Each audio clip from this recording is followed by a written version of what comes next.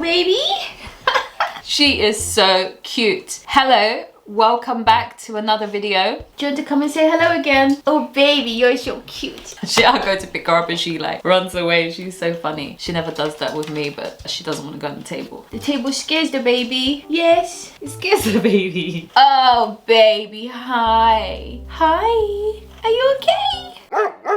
It just makes my week when she gets dropped here with the teddy webs. It just makes me happy to have you around. And when you leave, I get very, very upset. I can't tell you how much I've fallen in love with this dog. Her name is Lolita, but I call her Lola. And you reply to Lola now, don't you? I'm like your secret owner, right? And you secretly love me the most, right?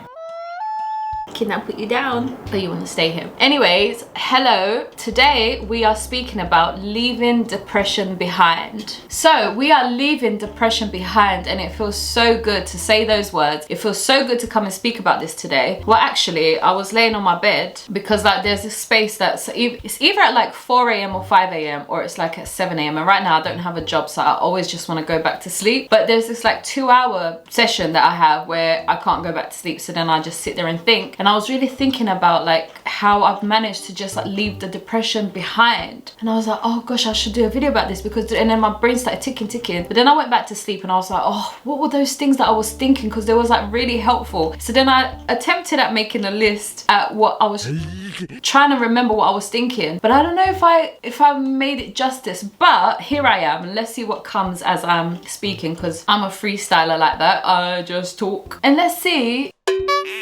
I have to move my camera because that's better. Because I saw that there was a little thing there that was like, no, that's not my setup. Anyways, girl, you just capture my soul. So it's funny because my son said to me, what is depression? Because he hears me talking about depression a lot, and he's like, what even is depression? Like, why are people depressed? Is it like a choice?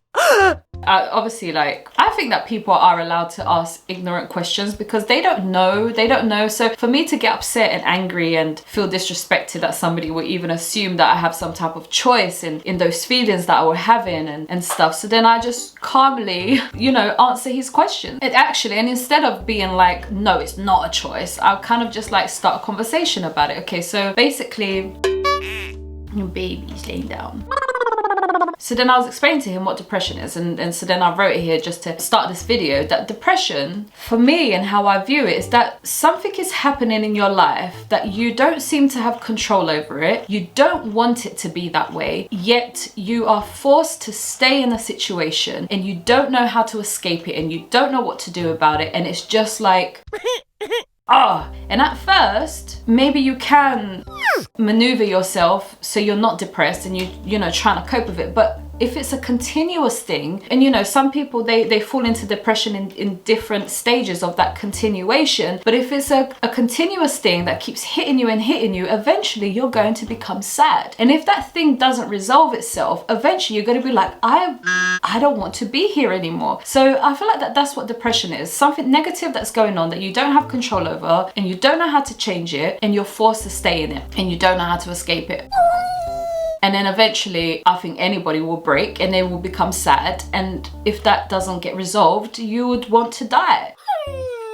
And some things in life are not in your control. So when people say, oh, so then it's a choice for you to be depressed. And it's like, well, no, because it's not the choice. If I had the choice, I would change all of these things that I know will help me, but I don't have the choice. Like, for example, this world is made of money. And if you don't have money to do this or do that. Anyways, and I don't think money to bring money into depression. Actually, I wish that I had enough money to actually work with a therapist, and a therapist that's like really good with a brain. And actually, I wish I could take trips to these like really peaceful places around the world to see if I can find some type of peace inside of my brain, inside of my heart, to see things, to spend time with animals, to gain more perspective. And unfortunately, we don't have this possibility. And actually, it seems to be getting worse in that respect, because it's like after this whole like pandemic and all of these rules, and it's just not very easy for you to get around. And for example, if you want to eat better, you're trying to lose weight, but the cheapest things around is to eat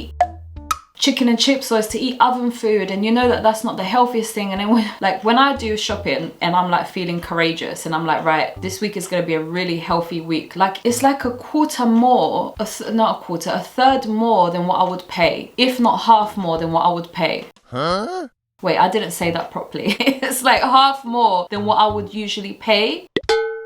And if you don't have that budget, then you're stuck with the oven food and you're stuck with the chicken and chips that only cost £1.99, whereas like a bag of apples costs £1.99, and that's just the apples, and you're supposed to have more than just the apples, and there's only 5 apples in there, and there's like how many people to feed, and it's just, oh no. If you're stuck in these places, of course you're going to become sad. And if you can't escape them, of course you're going to eventually have these thoughts of like, what if I just died? Wouldn't it be easier if I just died? Anyway, I've just waffled on about what depression is. Let's continue with leaving it behind.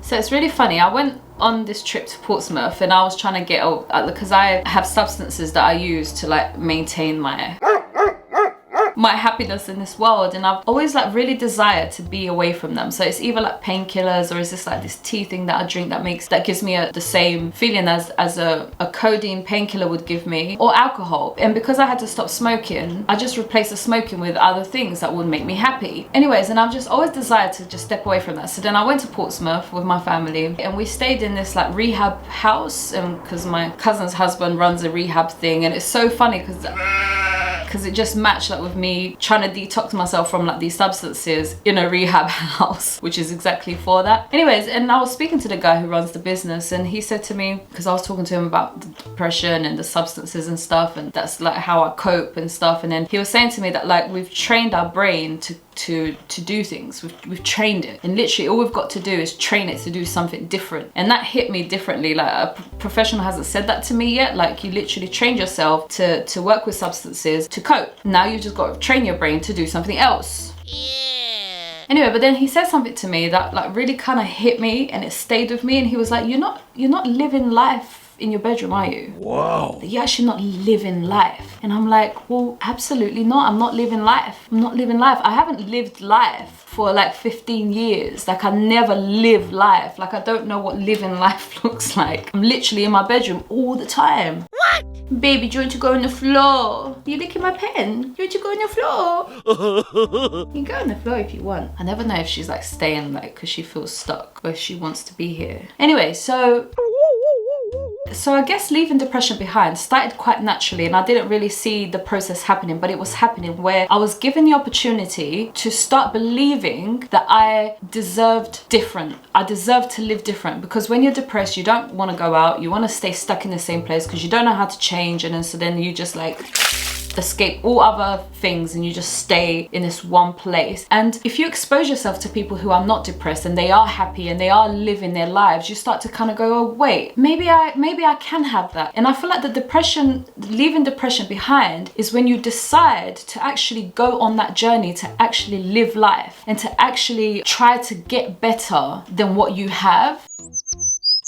And actually, the belief, like somebody helps you to believe that it is possible as well. Like it's possible for you to change all of the problems. It's possible for you to change them. And actually me, because I lost faith in God, I was like, it's not possible for me to understand life, to understand God, because God is not even real. But then somebody came in, and I wonder if somebody has ever done this by themselves, because it's usually always somebody else that comes into your life and they help you and they deliver something that helps you come out of that space. And for me, it was that, like somebody came in and they started to put things in my head of like, wait, hold on, God must be real because of and then that turned into a whole journey of like, wait, no, God is real. What happened was that this world is a problem, and this world cuts us out from understanding God and from knowing God and from experiencing God. And so then I started to believe that I could, because that's what's important to me, I started to believe that I could actually have a communication with God the way that I desired. I just have to figure out a way, instead of believing that God is not there, that this world has put a block in between me and God. And when I say God,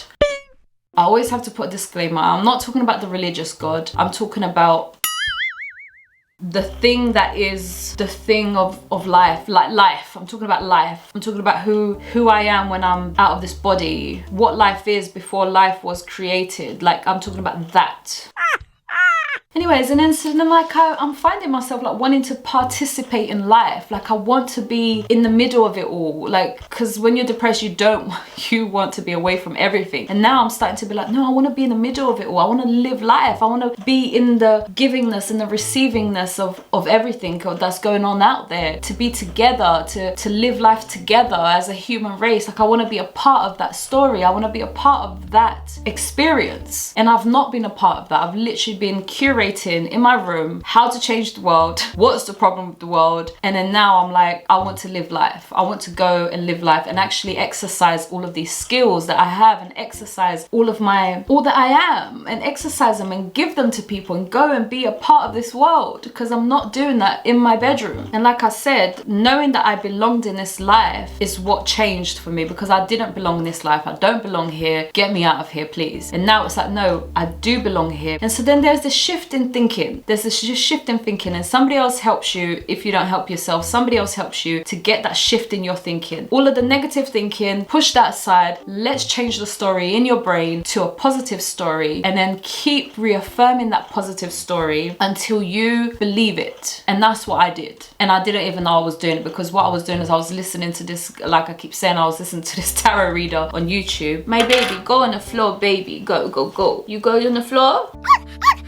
She's like, I'm bored on your lap. I don't want to keep listening to you speaking. Look, she's trying to not go on the floor. Anyways. She's free. She's gone to bark at the... whatever that was.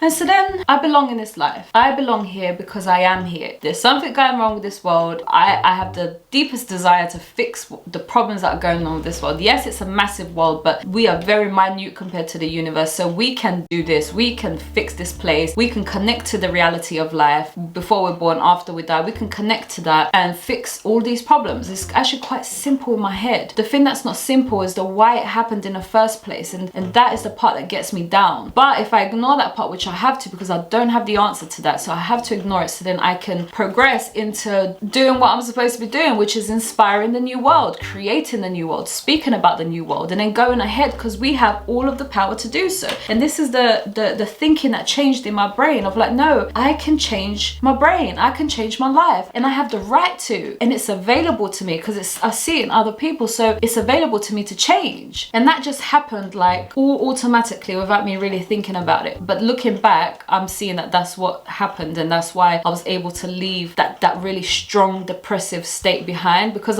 technically I still prefer to just not be alive. But now it's not this planning of it, you know, of like, how can I die? Like, how can I die? I don't want to be here. How can I die? Instead of it being that conversation, it's more like, I don't want to be here, but now that I'm here, what can I do? And how can I be of service? And what can I do? And that is definitely a change, because now I feel like I belong here, or I want to be a part of this story. I want to be a part of living. And also a big massive shift that happened is that I started to see that negativity is just incorrect. It's not correct. Negative people, negative speaking, negative truths, they're not correct. Yeah. And I've really started seeing that just by observing. Oh, so you said that, and actually a week later, you changed your mind. So actually, you was just being negative. Oh, you thought that, but then a week later, you said the opposite. Which means then that when you was saying that hurtful thing, what? It was actually incorrect. Because look at you now, changing your mind, and everybody's always changing their mind. So actually, when people are being negative, it's a choice. It's a difficult choice, I'm not gonna lie, because we hurt our feelings, but it's a choice to believe them. And actually, you have every right to not believe them, because people are fleeting and they change their minds. So negative people are not correct. And actually, positive people are supporting you to become better. And actually, the positivity in yourself is true. It's there. I can dance, I can sing, I can do this and do that. That is truth, that's the truth. So should I concentrate on that, or should I concentrate on all of the negativity? And it's a choice, and that choice I made because I wanted to change and I wanted to live life. And so then now I look at all my positivity, all of the positive traits, and I stay there. I stay there. Wow. And then when the negative comes to speak, I'm like, you're not real. You're not real. Because even if that is real, what you're saying, I could change that. I literally could change it. So what's the point in drowning in the negativity if I could change what you're saying? Like, oh, Nayna,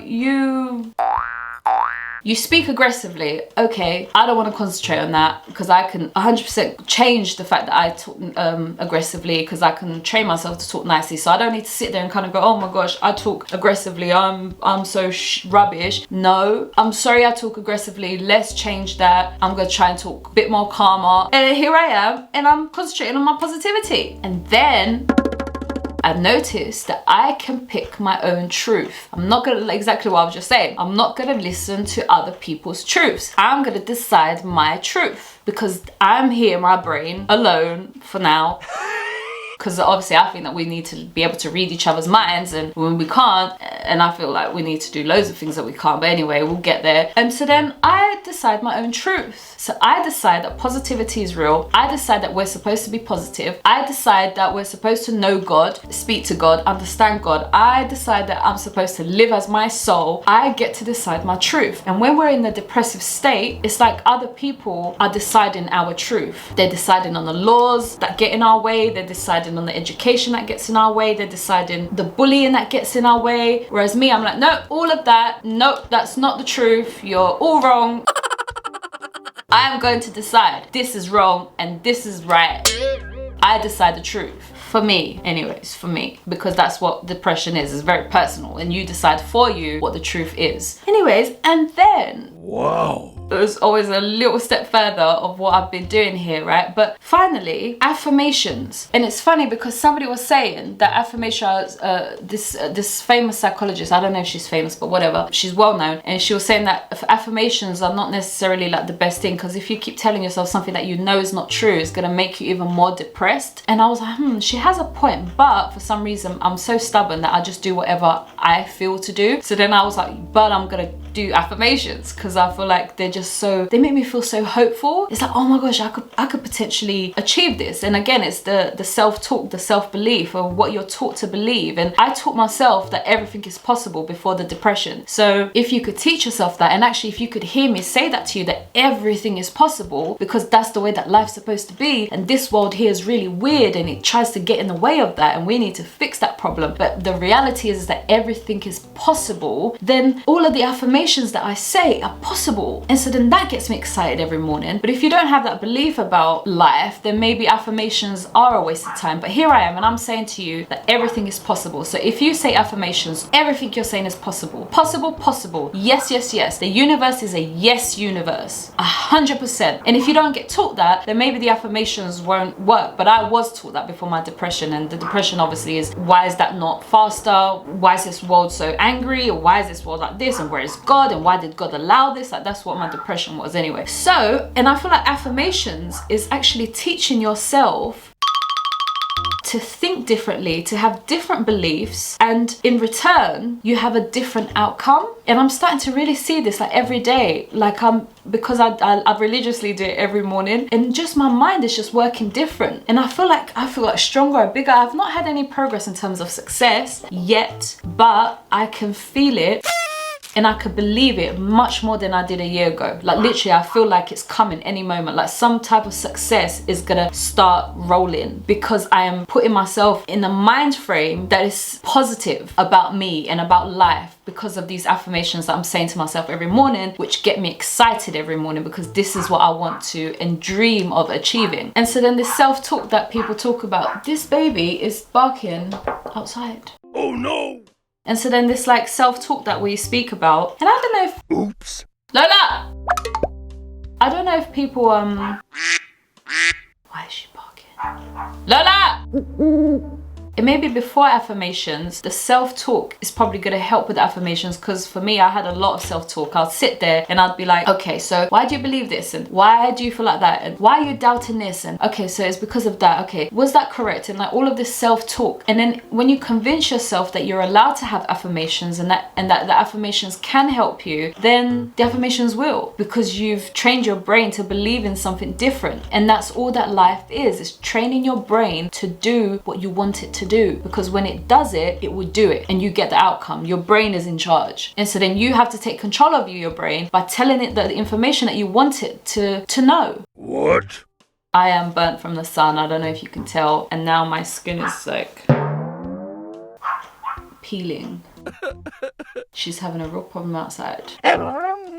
she barks at everybody. Like if you walk too close to her, she'll bark you. If kids try to stroke her, she will be like, ah. And I warn them, I said, please don't touch her. You could touch the big dog, but don't touch her because she does not like it. She's a little mad in that one. Anyway, so I want to close this video off by saying that we should allow people to pick us up, to help us, because that's exactly what has happened to me. I did not do this alone, and actually the people who picked me up, most of them are strangers to me. They're online, they're on YouTube, they're strangers to me. And so then we should let people help us. We should let people in and help us. And I'm not talking about the people who don't really want to help us, the people who don't understand us, basically the people who make you sad and the people that make it worse. I'm not talking about those people because those people make it worse. I'm talking about strangers, the people outside who has no connection to you, or new people, or the people who actually are helpful. Some of the friends are helpful. Let them in and let them help you and let them pick you up, because that's what we're here for. We're all here to pick each other up and help each other become great. And then in the end, that's how we're going to change the world together. Together, because we're here together.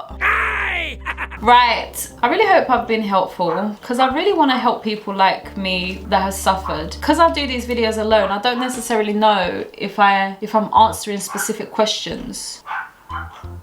Lola! But I will leave you with this. You deserve to have the best life. We deserve to change the world. You deserve to be happy every day. You deserve to do something different. So pick yourself up and do the different, because everything is possible and we're going to change this world anyway. So everything's going to become better anyway. But for the meantime, let's change our routine of negativity and let's choose the positive mind frame and the positive seeing and the positive thoughts. I don't know if that made sense. Okay, until next time, I will be back with another video. Okay, bye.